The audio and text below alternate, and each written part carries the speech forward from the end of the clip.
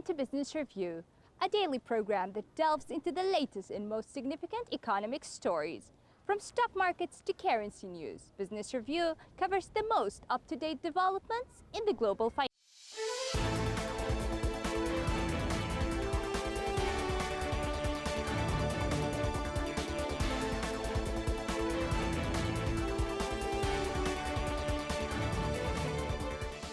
The government of Shenzhen, China's first special economic zone or SEZ, has beefed up efforts to build the city.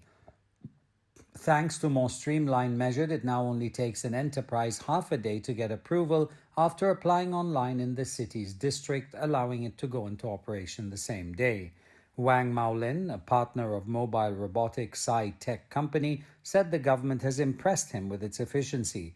Deputy Director of Shenzhen Municipal Human Resources and Social Security Bureau said the bureau now handles 49 talent-related businesses, all of which can be handled online. Since 2018, the procedures for permanent residency registration for graduates, on-the-job talents, postdoctoral researchers and overseas students who are entitled to enjoy the municipal government's preferential policy for introduced talents can be completed within seconds. In addition, the city has improved the efficiency in maritime search and rescue. Shenzhen also rolled out a series of tech-driven reform measures with the help of facial recognition and online approval. Su Huaming, Deputy Director of the Municipal Reform Office, said the city has been constantly innovating to transform and streamline its government functions. Thousands of Thai protesters demonstrated in Bangkok, defying a ban imposed to end 3 months of anti-government action that has targeted King Maha Vajiralongkorn, as well as Prime Minister Prayut Chan-o-cha, a former junta leader.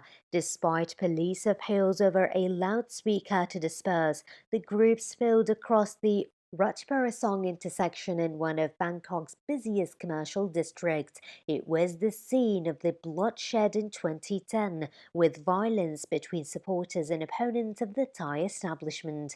Protesters also filled the walkways of the nearby shopping complex, holding up the three-finger salute adopted as a symbol of opposition after Prayut's 2014 coup.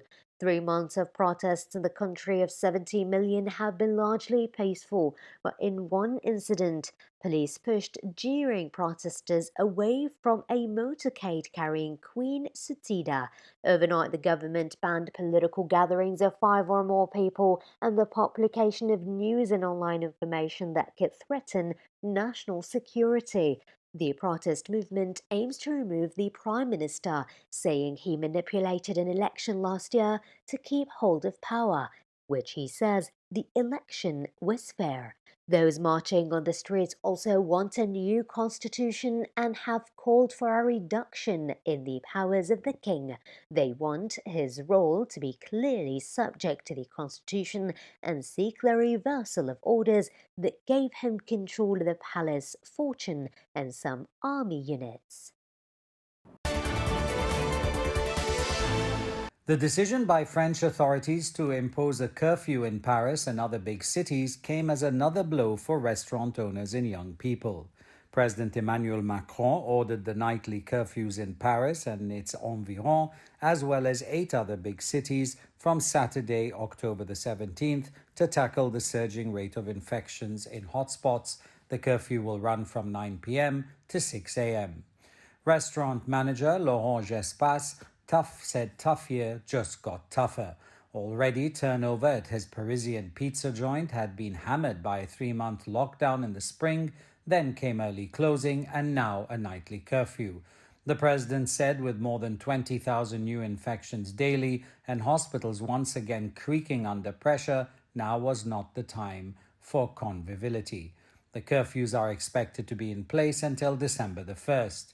Gespas said the dinner service represented nearly 2/3 of his daily revenues and that on a typical evening his restaurant only starts filling up around 8 p.m. Macron said the curfews would mean no meals in restaurants, no parties, no cinema trips after 9 p.m. Private gatherings should be limited to 6 people. Paris's Mayor Anne Hidalgo said she would help in implementing the curfew, but said this new restriction was extremely harsh for the capital. The head of the Paris Regional Health Authority, Aurélien Rousseau, said that the infection curve had gone vertical and that intensive care units would in the next 10 days come under stress. He added that there had been an increase in emergency room visits and COVID hotline calls in the Paris region.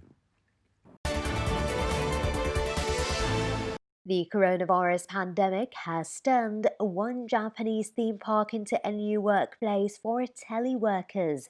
Yumirio Land, an amusement park in Tokyo, launched an amusement workstation package to include a business working area next to its pool and a ride on its observation Ferris wheel with a portable Wi-Fi router. Tatatsuki Yamamoto, a 47-year-old president of an IT solutions firm, FLEQ, took the Ferris wheel ride and dialed into an online business conference call. During the ride, he showed off the heightened view to his co-workers through the camera on his laptop.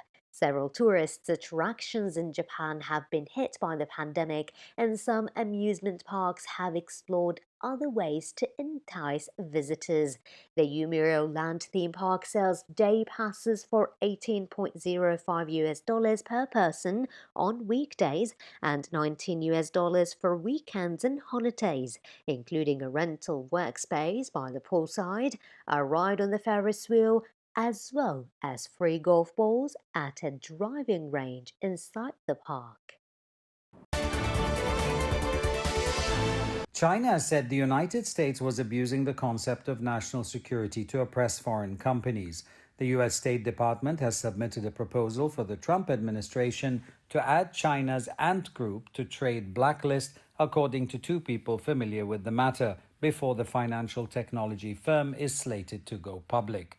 It was not immediately clear when the U.S. government agencies decided to add the Ant Group to the so-called entity list. The entity list, which makes it more difficult for U.S. firms to sell high-tech items to blacklisted companies, has become the tool of choice for the Trump administration to punish Chinese companies, though its real-world impact is sometimes unquestionable. Hong Kong and Singapore will set up a travel bubble, the two cities announced, as they move to re-establish overseas travel links and lift the hurdle of quarantine for visiting foreigners. Hong Kong's Commerce Secretary Edward Yao said in a news conference that travelers under the scheme would need to get negative COVID-19 test results and travel on dedicated flights. Further details, including the launch date, will be fleshed out in coming weeks. For Hong Kong, which has banned non-residents since March, the deal with Singapore is its first resumption of travel ties with another city. Travelers from mainland China and neighboring Macau still face 14 days in quarantine. Singapore has already announced a pact on essential business and official travel from China, Indonesia, Japan, Malaysia, South Korea, and opened unilaterally to general visitors from Brunei, New Zealand, Vietnam, and most of Australia. This week, Singapore eased quarantine to just 7 days for travelers from Hong Kong, from 14 earlier. It has put the city on its list of low-risk places. Hong Kong's daily coronavirus infections have dropped mostly into single digits since August, and it has eased some social distancing curves. Singapore has similarly seen its daily cases fall below 10.